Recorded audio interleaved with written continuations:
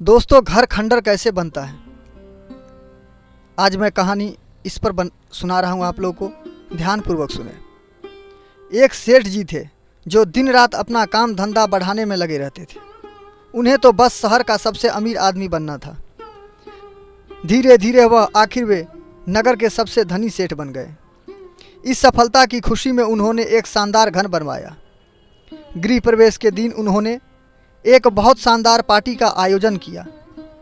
जब सारे मेहमान चले गए तो वे भी अपने कमरे में सोने के लिए चले आए। थकान से चूर जैसे ही बिस्तर पर लेटे, एक आवाज़ उन्हें सुनाई पड़ी, मैं तुम्हारी आत्मा हूँ और अब मैं तुम्हारा शरीर छोड़कर जा रहा हूँ। सेठ घबरा कर बोले, अरे तुम ऐसा नहीं कर सकती, तुम्हारे बिना तो मैं मर जाऊंगा। देखो, मैंने वर्षों के तनतोड़ परिश्रम के बाद यह सफलता अर्जित की है। अब जाकर इस सफलता को आमोद प्रमोद से भोगने का अवसर आया है। 100 वर्ष का टिके ऐसा मजबूत मकान मैंने बनाया है। यह करोड़ों रुपये का सुख सुविधा से भरपूर घर मैंने तुम्हारे लिए ही तो बनाया है। तुम यहाँ से मत जाओ। आत्मा बोली, यह मेरा घर नहीं है।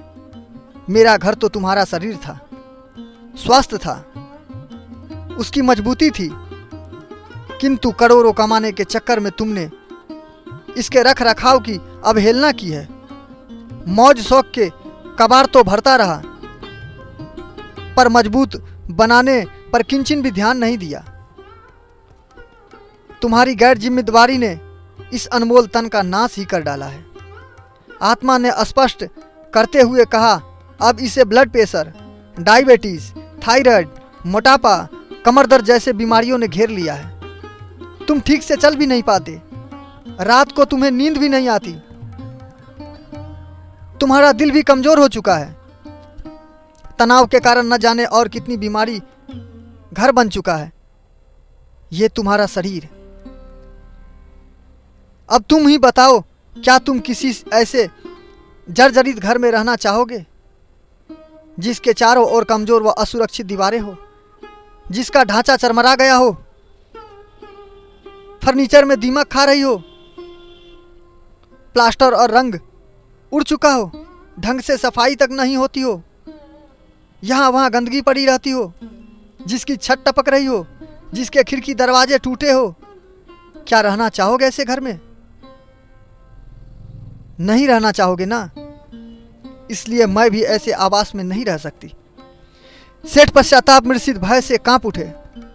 अब तो आत्मा को रोकने का ना तो समर्थ थी और ना ही सेठ के साहस बची थी। एक गहरी निश्वास छोड़ते हुए आत्मा सेठ के शरीर से निकल पड़ी। सेठ का पार्थिव बंगला पड़ा रहा। मित्रों, ये कहानी आज अधिकांश लोगों की हकीकत है। सफलता अवश्य हासिल कीजिए, किंतु स्वास्थ्य की बलि देकर नहीं, अन्यथा सेठ की तरह मंजिल पा लेंगे, लेकिन बाद में भी अपना सफलता का लुत्फ उठाने से वंचित रह जाएंगे। दोस्तों, यह कहानी हमें बहुत कुछ सिखा देती है इशारों इशारों में।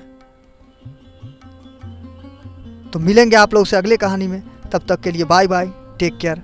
आप सभी स्वस्थ रहे और अपना जीवन अच्छे से जिए।